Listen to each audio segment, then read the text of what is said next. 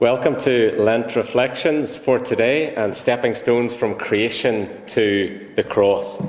We're thinking about the book of Isaiah and Isaiah chapter 53 and a couple of verses from there, the suffering servant. The big theme of Isaiah is God delivers. The big theme of the Bible is, I guess, God delivers. But how does he do that? So the words we're going to read shortly were written something like 700 years before Jesus came, and yet they very pointedly speak to the place of Jesus' execution. First of all, in verse 7, the first verse, we're reading 3 verses, and then him being executed in verse 8, and then him being buried in verse 9.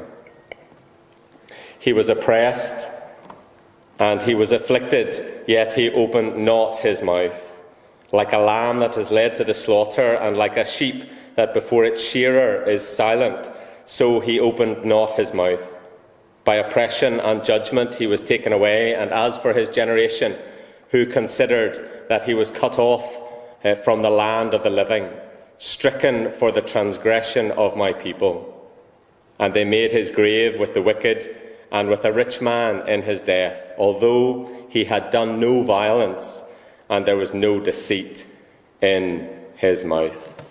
What's striking about these few verses is the acceptance of the suffering servant, even of his death. He was oppressed and he was afflicted, yet he opened not his mouth. I can assure you of one thing, if I was being oppressed, if I was being afflicted, and if I hadn't done anything wrong, I ain't going to go quietly.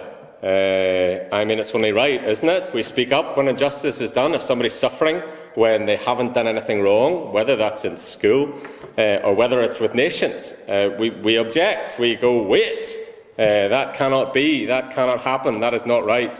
It can infuriate us when someone else is unjustly oppressed. It's wrong and the world needs to know it. And we feel it even more when it's personal, when it's us that seems to be afflicted or oppressed. And doing that unjustly. Even when someone jumps the queue in front of us, it's hard not to open our mouth.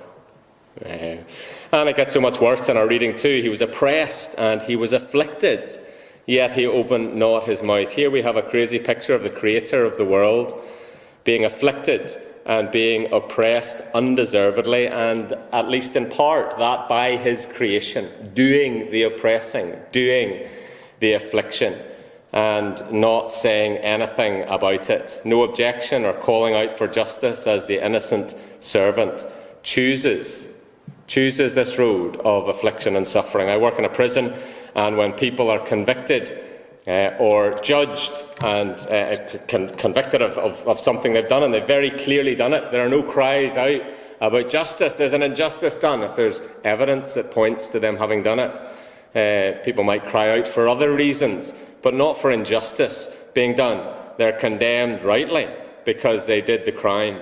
But here the reverse is the case. Justice isn't done, and there's no crying out about it. The one described in our reading as being punished, he's getting it. He's getting it in the worst way possible. Although, verse 9, although he had done no violence, and there was no deceit in his mouth. Imagine that, by the way, no deceit in his mouth. It's a really interesting expression, no deceit. I mean, it doesn't say he wasn't a prolific liar. It says there was no deceit in his mouth. Now, very few of us listening, I imagine, are prolific liars.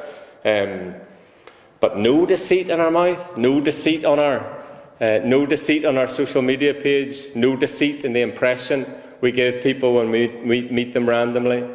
Of course, there's deceit there, if we think about it, isn't there? We might not lie, but there's deceit of one form or another, perhaps most days.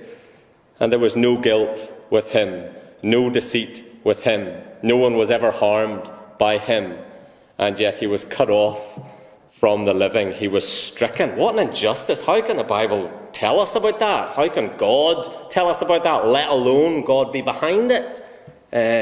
How could God tolerate it, let alone do it? And verse 8 tells us, he was stricken for the transgression of my people. And this makes for dire reading in a way, and yet this dire reading contains a spark of hope. It's a spark of hope, one of many sparks of hope that Easter brings. This is the nuts and bolts of how God delivers. And then there's this random bit, and we think, why is that there? He made his grave. They made his grave with the wicked and with a rich man.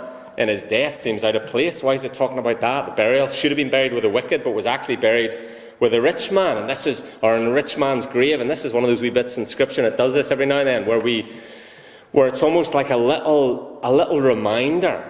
Look, this really was predicted 700 years beforehand, and look, lo and behold, when Jesus died and was buried, Joseph of Arimathea, a rich man, provided a grave for him. Almost one of those little, wow, even that was predicted way beforehand. And after Jesus died, his body was in a rich man's tomb, although not for very long.